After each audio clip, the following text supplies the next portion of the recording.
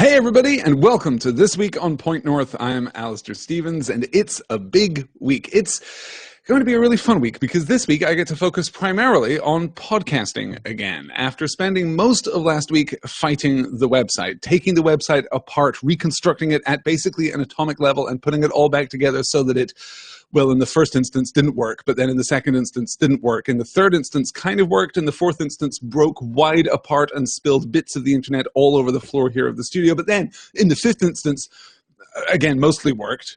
After wrestling with the website last week, it is now back up and everything is working properly. There are a couple of finishing touches that need to be put in place. I need to write some new copy for the site and some new content for the site, but it is mostly working, and I am very, very glad to say that this week I get to put my attention back where it belongs. I get to put my attention back on the actual podcasting. It is a pleasure to have you all here with me on a Monday morning which feels more burdensome than most Monday mornings, in all honesty, because of the transition to daylight saving time here in the US. It is by now, I think, somewhat played out, somewhat cliched, somewhat tropey to complain about daylight saving time, and it's even becoming a little cliched, a little conventional to complain about complaining about daylight saving time. But let me tell you, it's a tough transition. It's a really tough transition. I am by nature a morning person, and I appreciate far more the daylight in the morning than in the evening. That's just my personal preference.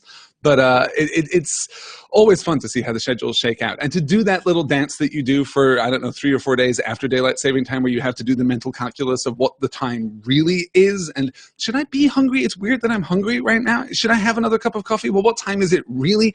We all have to do that mental math in order to make our schedules work. But all of that is going to be taken care of over the course of the next few days. And of course, the Point North schedule is now adjusted to Eastern Daylight Time. That is UTC -4 rather than UTC -5. For those of you here in the United States, it's going to play out in exactly the same way. Everything's going to happen at the appointed hour. If you are listening to this from elsewhere in the world, from a part of the world that has not yet made the transition to daylight saving times, or perhaps a part of the world that doesn't honor the transition to daylight saving time, how lucky are you? Then double check the times for your local clocks to make sure that you'll be able to catch all of the broadcasts this week. As I say, Eastern Daylight Time, UTC -4, rather than the usual Eastern Standard, UTC -5. Time zones are stupid. They're stupid and reckless and ridiculous, and as we say here at Point North Media, wildly irresponsible. That's just a truth that we have to live with. It is great to have Jenna and Ethan and Karen and Lynn and Leo and Becca and Sosa Sundari is joining us here. Guys, it's an absolute pleasure to have you all here. Art says, I have no idea what time it is. I decided to throw all my clocks outside and burn them in a giant pyre. There may have been some dancing. That seems like a perfect way of welcoming in the new season, right? Hey, it's springtime. Let us burn our clocks. We do not need to be governed by these mechanistic tyrants. We don't need to be governed by the observance of the procession of linear time. We do what we want, damn it. It seems like a perfectly responsible and adult way of meeting the springtime. And I'm not being sarcastic. I have to emphasize here, I mean this very passionately and enthusiastically. It is going to be a great week here at Point North. Of course, we're beginning with this little discussion, this little preview of what is to come. But we really get into our podcast schedule tomorrow evening, 10 p.m. Eastern, 9 p.m. Central, where we look at the next couple of chapters of Dear Mr. Potter, finishing up the last chapter, or finishing up the last section of the last reading from last week's session, I suppose, just to make sure that that's as confusing as possible. And then we push on into chapters 20 and 21, looking at the first task, looking at the first part of the Triwizard Tournament. And what we're really looking at is Harry's engagement with notions of fair play, notions of honesty, notions of decency. I am really enchanted and intrigued by this, intrigued by this chapter. And then, of course, we're going to talk a little about House Self-Liberation. We're going to talk a little about how that's all shaking out now in the Hermione subplot in Goblet of Fire. But the first task is really interesting, really sophisticated, really thoughtful, and curiously provocative about the nature of goodness and companionship and as I say, decency and honesty in the world of Harry Potter. So I'm looking very much to talking about that tomorrow in Dear Mr. Potter 46, the first task. Then on Wednesday evening, again, 10 p.m. Eastern, 9 p.m. Central, we've got the second in our one-shot series looking at The Princess Bride. Last week we had an absolute blast talking about William Goldman's 1973 novel version of The Princess Bride. This week, the 1987 movie adaptation, also written by William Goldman, and one of the most sweet and loving and affectionate paeans to the power of stories and storytelling that I have ever seen. That's going to be the primary focus of our discussion on Wednesdays. The degree to on Wednesday, I should say, the degree to which The Princess Bride is a story about stories. It is, of course, framed with the telling of a story, the telling of the S. Morgenstern classic, The Princess Bride, but also the way in which stories influence and define us, the way in which stories give our lives shape, the desire for, the inclination toward, and also the potential dangers of this kind of autobiographical determinism. That is to say that we are the products of the stories that we tell, and how that can be desperately empowering, but also incredibly dangerous and limiting. We're going to be talking about all of that, as well, of course, as just celebrating the rest of this fantastic movie, a movie which I utterly adore. I am currently about a third of the way through the Carrie Ellis book, looking at the production of The Princess Bride, which is just wonderful. The audiobook version of that is a knockout, by the way, so I can't recommend that highly enough. I'm hoping to have that finished by Wednesday, but I don't know how much time I'm going to have to talk about that in the context of the one shot. Anyway, I am still planning a live commentary track for The Princess Bride. I don't think that's going to be this week. I think that's going to be next week before we get to that, and we will host that over on YouTube to kick the tires of their new chat system and their new low-latency streaming software. So we'll see how that works out. Just, test things. That's what we do here at Point North Media. We restlessly test things to make sure that you guys have the best experience possible. On Thursday, There and Back Again 54, Shagrat and Gorbag carries us through to the end of The Two Towers. We were talking about this a little last week. Unfortunately, I had a hard out on Thursday and couldn't quite finish the reading for Chapter 10, The Choices of Master Samwise in the End of The Two Towers. And I was talking originally about having that be the last live session for The Two Towers, and then I would pre-record a little Q&A.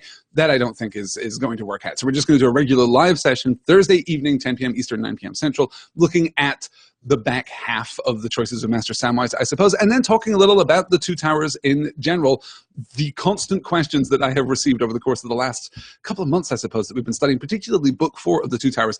Two sets of questions. One looking at the identity of the Two Towers. Which Two Towers are we talking about? What is the most powerful and interesting way of interpreting the deliberately ambiguous title of this part of The Lord of the Rings? And what are we to make of the ring? What is the ring? What is it doing? How does it do what it does through the course of The Two Towers? And to what degree is the ring responsible for the events that have unfolded through particularly Book 4 of The Lord of the Rings? So we're going to do that this week, and then next week we're going to embark on our journey through The Return of the King, 2 books of The Lord of the Rings down, well, 4 books of The Lord of the Rings down, 2 parts of The Lord of the Rings down, 1 more to go, 2 more books, books 5 and 6, taking the rest of the way through taking us the rest of the way through The Return of the King, of course. So I can't wait to talk about all of that. And then usually on Friday we will have our patron exclusive book club slot. I cannot do that on Friday this week. I have previous engagements on Friday of this week, so we're going to push that to Sunday evening, Sunday, March 18th, 10 p.m. Eastern, 9 p.m. Central. We are going to look at the first part of Good Omens. What does that mean, you might ask? What is the first part of Good Omens? Well, I haven't decided yet, is the thing. I haven't quite pinned down exactly what I want to cover in that first session. I don't think we're going to cover a lot of the text, though. I think what I want to do in the first session is talk a little about Terry Pratchett and his career up to that point, talk a little about Neil Gaiman and his career up to that point, talk about the influences that led to Good Omens, and then basically launch into the prologue of Good Omens. We may pick up a little bit of the text at the beginning, but what I'm going to do, because this is complicated, of course, because Good Omens is not split into chapters, like all of Terry Pratchett's work, I think, not split into chapters. So what we're going to do instead is just talk about chunks of the book, and I will give you a little prose descriptor, I suppose, of the end of the section. I'll say we're going to cover up to the end of this section. This is the last paragraph that we're going to cover, and you'll be able to keep track with that. That is going to do it for this week. Doesn't that sound fun? Doesn't that sound amazing? I'm really looking forward to this suite of shows this week from Point North Media. I'll recap all of that in just a moment. Let me see. Becca asking, is it okay that I want Odin to be the narrator? Always okay. Absolutely, yes. Let me see. Where are we? Oh, we got some questions here. A thesis, says Jenna, the One Ring as a diva. I like that a lot. Yes. Ethan saying Shagrat and Gorsham. It makes me think of Shadrach, Meshach, and Abednego. That just me. I'm not sure of those references, Ethan. Yeah, okay, interesting. Biblical references, says Jenna, as ever. There we are. Yes. That's how I get left behind by things. Yes, good. Carla saying, "Oh my good omens, I'm the worst book club member, but that sounds lovely." Well, you know, Carla, you have to deal with those aforementioned inconvenient time zones. For those of you who don't know, Carla is in Portugal, a wonderful linguist and study of linguistics. Carla, you are a constant delight, and I'm always glad to have you. I'll try and reschedule a little bit for more European-friendly time zones for the Good Omens book club, because I know how you like that book. I do. Yes, excellent. Oh, and Becca's recommending that story, but by all means, send me recommendations. I would love to read more biblical literature, I suppose. I'm hesitating over that phrase because that's not exactly what I mean. I suppose what I mean is Bible stories, but that sounds a little flat too. I have this constant and recurring desire to really delve into the Bible as literature. I know I mentioned this in a very recent podcast, but that is a podcast idea that I've had from the beginning, to kind of to break down the Bible and to look at this as a series of stories that is unified into a collected unit, an aggregate unit, which in many ways, I think, generates a kind of internal conflict between the stories that are unified, right? The notion of different historical and quasi-historical accounts kind of locked within a greater frame, the degree to which binding these stories together generates friction and conflict between the stories, I find really, really interesting, because of course this is an ancient tradition. This is what happened through the medieval period. This is why when we think of medieval storytelling, we think of constant revision and adaptation and the interplay between different exchanges. The idea that there was a kind of textual or narrative definitivism, that is a post-medieval idea, right? We didn't have single versions of stories at all, ever, basically, until the Renaissance, right? Until the advent of the Gutenberg press. That is what the ability to generate mass media that could be identified with, could be attributed to, locked to a singular author. That is, in the span of human history, still a fairly modern idea. So I'm interested in all of these disparate elements, and some fine day I will have the opportunity to talk about it. Maybe when we're done with Harry Potter, maybe when we're done with There and Back Again, I'll have the opportunity to undertake some bold new exploration of what is obviously what is so self-evidently one of the most influential pieces of narrative in the entire world that it needs not be said, right? It's an extraordinarily powerful set of stories that has had more influence than arguably any other set of stories, right? And that is not to... I'm aware, even as I'm talking about the Bible as literature, that obviously I'm draining out the idea of the Bible as divinely inspired text. And there is interesting kind of theological conversation to be had in that direction. But just looking at it as stories, if we accept that the Bible is just a set of stories, that the Bible is fictional, it's still fascinating. It's still tremendously significant, tremendously important. And of course, that is not to suggest that we should necessarily draw that delineation. But either way that you look at the Bible, it's a fascinating set of stories. Yes. Okay, good. Let me see here as I catch up. Gretchen. Gretchen's a theology major. Gretchen says, "Oh my gosh, I'm a theology major. I would be so into a biblical story talk." That's fantastic, Gretchen. How wonderful. Yeah, great. And Leo asking, will you do a podcast on this? That's the idea. That is, yeah, I mean, when I sat down to really start podcasting the better part of 10 years ago now, I had a list of things that I would like to do. And with the exception of Star Trek, I have now done or am in the process of doing most of the things which were on that list at the beginning. But the other thing besides Star Trek, you know, if we're talking about the most important stories ever, yeah, I mean, the Bible, sure, but also Star Trek, though. Yes, that was on the list from the very beginning. It is, as I've said before, it would be much more of an exploration because it is an area in which I am somewhat undereducated. It's an area in which I am inexperienced, relatively speaking. So it would be a fairly slow process in which we would be reading together, but also exploring and developing. You know, my points of intersection with biblical study have been generally within the sphere of philosophy, right? That contained within particularly the Old Testament, there are anchor points for pretty much every kind of philosophical discourse that you want to engage in. You know, every philosophical discourse up to the 20th century, I suppose, when we started getting interested in postmodern thought and pushing back against some of those earlier orthodoxies and earlier conventions. So again, yeah, I'm really interested in that. Some fine day, it'll happen. If you are interested in that, email me and let me know, right? If I get a wave of support telling me that this is a thing that you guys really, really want, then I'll see what I can do. That always encourages me. Good. All right, let me see here. That, I think, though, is going to do it, you guys, because, gosh, we're already done. We're already done. 15 minutes, and I've got to go and finish working on the website and start prepping for the rest of the week and get all of this good stuff done. Let's do a quick recap here. So tomorrow, Tuesday, March 13th, 10 p.m. Eastern, 9 p.m. Central, Dear Mr. Potter 46, the first task, in which we look at the very end of Chapter 19, then Chapter 20 and Chapter 21, mostly looking at honesty and decency and fair play, the notion of fair play, and also, I suppose, the notion of cheating and finding loopholes. That's also kind of associated with that idea of decency and fair play within the world of Harry Potter. We're going to study that tomorrow night, Tuesday, March 13th, 10 p.m. Eastern, 9 p.m. Central. Then on Wednesday, 10 p.m. Eastern, 9 p.m. Central, the second one-shot on The Princess Bride. This week, the movie. The power of stories and storytelling. I'm so excited for this. When I talk about the list of things that I wanted to discuss when I sat down to begin podcasting the better part of a decade ago, The Princess Bride was definitely on that list. I can't wait to talk about that with a great deal of enthusiasm. And yes, I will probably run just a little long, as I did last Wednesday for that one shot too.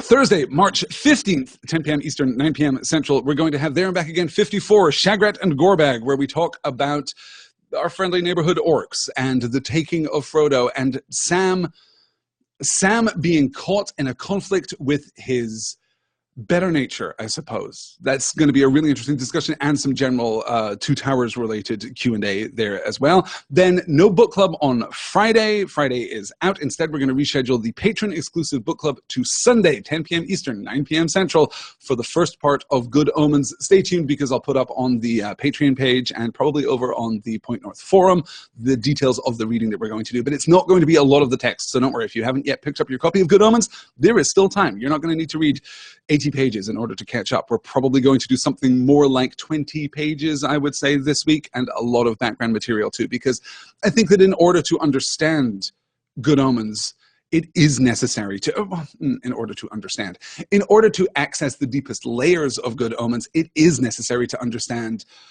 Terry Pratchett's work up to that point and beyond, Neil Gaiman's work up to that point and beyond, and also the many myriad sources and influences that were acting upon this story. This is, in many ways, the most revised and mature and sophisticated version of a story that had been rolling around for 30 or 40 years at that point, and has deeper roots than that, of course, going back to in a really interesting way, some of the Just Williams stories, right? Looking at the kids in Good Omens in particular, we are drawing upon very similar sources than J.K. Rowling would ultimately draw upon for the Harry Potter series too. So there's going to be a certain amount of crossover there too. I can't wait. Now I'm thinking that we're going to have to sort the kids into Hogwarts houses, which is definitely a thing that's going to happen. All right, that is going to do it. So Sundar is saying, I started Good Omens last night. I'm about 30% through. Gosh, it's hard to put a Pratchett story down. No kidding. No kidding. All right.